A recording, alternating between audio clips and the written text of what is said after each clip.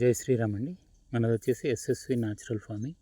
ఇదంతా పుదీనా, అంటే ఇక్కడ నుంచి ఇది లైన్ మొత్తం పుదీనా చేసుకుంటున్నాం. ఇట్లా అంటే కొద్దిగా షెమీ షేడ్ ఉంటే బాగా వస్తుంది. ప్లస్ ఇది వచ్చేసి మనకు తోక మిరియాలు, ఇది కూడా మెడిసిన్ ప్లాంట్, బాగా యూజ్ అవుతుంది వంటలకు. ఇక్కడ అల్లం పెట్టాం, అల్లం కూడా షెమీ షేడ్ ఉంటుంది. ఇది వచ్చేసి మనం క్రియేట్ చేసిన మోడల్, ఒక అడవిలాగా ఉంటుంది. తక్కువ ప్రమేయం ఉంటుంది మనిషిది, అంటే దున్నడం కానీ ఎరువులు కషాయాలు ఏముండవు. Zero budget. ఎప్పుడైతే మనం జీరో బడ్జెట్ చేయగలుగుతామో మనం వ్యవసాయంలో నెక్స్ట్ తరం కూడా కొనసాగే అవకాశం ఉంటుంది. ఇప్పుడు ఎందుకంటే ఇప్పుడున్న వ్యవసాయం చాలా డబ్బులు ఖర్చు పెట్టినా కానీ సస్టైన్ అవ్వడం చాలా కష్టంగా ఉంది. ఇది చూడండి, ఇది ముఖ్యంగా ఏంటంటే మనకు పిల్లలకు చదువు, ఆస్తితో పాటు ఆరోగ్యం అనేది అతి ముఖ్యమైనది. ప్రథమ స్థానం ఆరోగ్యం. అది నెక్స్ట్ తరానికి కొద్ది కష్టమే అనే చెప్పుకోవచ్చు. ఎందుకంటే ఎవరికి కూడా వ్యవసాయం ఇష్టం ఉండదు. అంటే వ్యవసాయం అంటే అందరూ అనుకుంటారు ఏంటంటే డబ్బులు ఉంటే మనం ఏదైనా కొనవచ్చు అని. చాలా కష్టం అండి, పండించే వాళ్ళు చాలా తక్కువ. అట్లా అని మనం ప్రతి ఒక్కరు చేసుకోవాల్సిందే.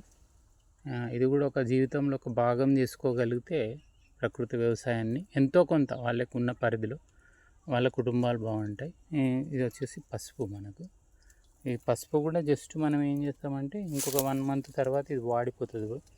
ఆకు వాడిపోయాక తీసేసి అప్పుడే ముక్కేసి వదిలేస్తాం, అంతే, అయిపోయింది. ఇంకా మళ్ళీ కలుపు అదంతా ఏమి ఉండదు అసలు లోపలికి. ఇట్లా ఇదంతా పసుపు ఉంటుంది.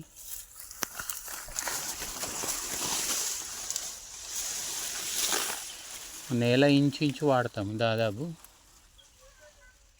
అంటే అరటి కూడా రెగ్యులర్ ఉంటుంది ఇంట్లో తినడానికి. అయితే ఇంకొక 1 yearలో మనకు కొబ్బరి స్టార్ట్ అవుతుంది. ఇప్పుడు మామిడి స్టార్ట్ అయింది పూత, అట్లా ఉంటుంది.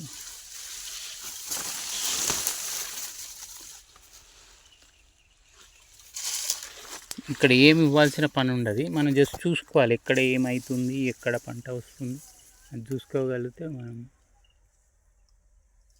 తెంపుకొని తినడానికి అవకాశం, లేకపోతే పిట్టలకి వెళ్ళిపోతాయి.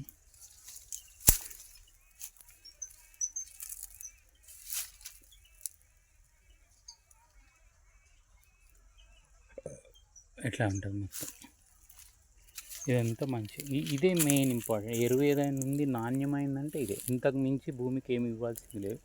అనేక రకాలైన కలుపు ప్లస్ మునిగా గ్లైఫిడ్, ఇది చాప్ చేస్తుంది, చాప్ డ్రాప్. ఇదంతా మునిగా కూడా చాప్ అయిపోతుంది.